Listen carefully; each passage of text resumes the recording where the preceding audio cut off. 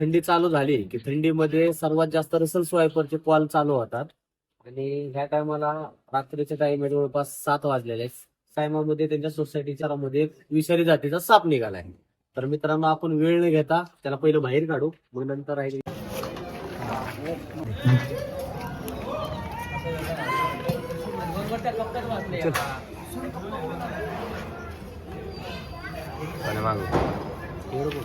खाली खाली पुढे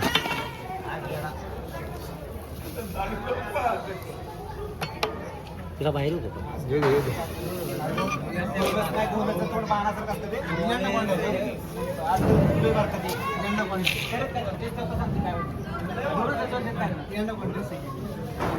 तेला अडकली तिथं, तेला अडकली तिथं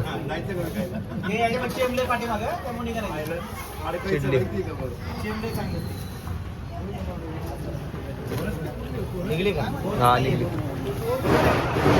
2 मिनिटं सगळं कळलं. इकडे आली, इकडे आली, इकडे आली.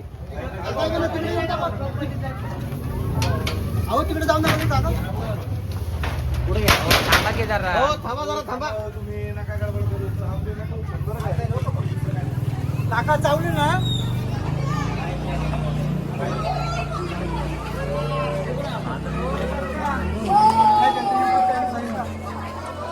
सरका मामा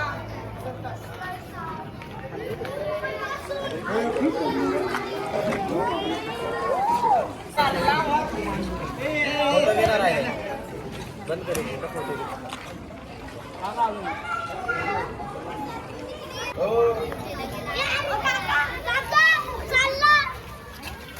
सरका सरका काका.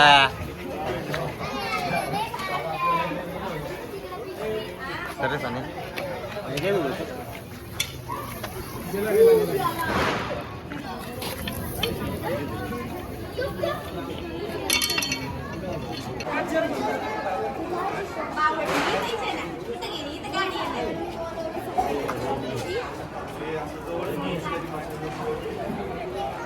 आज जरा सारखा असतो. हे तुमच्या मनामध्ये ते गैरसमज आहेत. ह्या सापाचा जे एकदम जे असते कशी प्रत्येक सापाची मेंटॅलिटी असते. जशी ही साप जर दिसला तर हे जी तुम्हाला त्याच्या ओळखाचा इन केस एका सेकंदामध्ये 3 ते 4 फुटापर्यंत फ्लाइंग जम्प घेऊन चालू शकतो. त्याच्यामुळं आपल्या ज्या इंडियामध्ये जी विषारी साप येतात जे 5, त्याच्यामध्ये हा सेकंड नंबरला येतो. मराठीमध्ये घोणस, इंग्लिशमध्ये रसल स्वाईपर या नावाने ओळखला जातो. इन केस जर बाईट झाली म्हणजे 5 नागाची बाईट आणि ह्या एका सापाची बाईट इक्वल आहे. त्याच्यामुळं जी एक्सपर्ट आहेत पकडणारी ती सुद्धा घाबरतात ह्या सापा, कारण ह्याचं रिएक्शन कळत नाही. कधी बी कसा बी उडून चावू शकतो.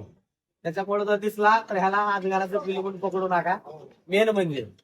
आणि बाईट जर झाली तर तुम्ही अंधश्रद्धेला बळी न पडता सरळ गव्हर्नमेंट हॉस्पिटल जावा, तर जीव वाचू शकतो.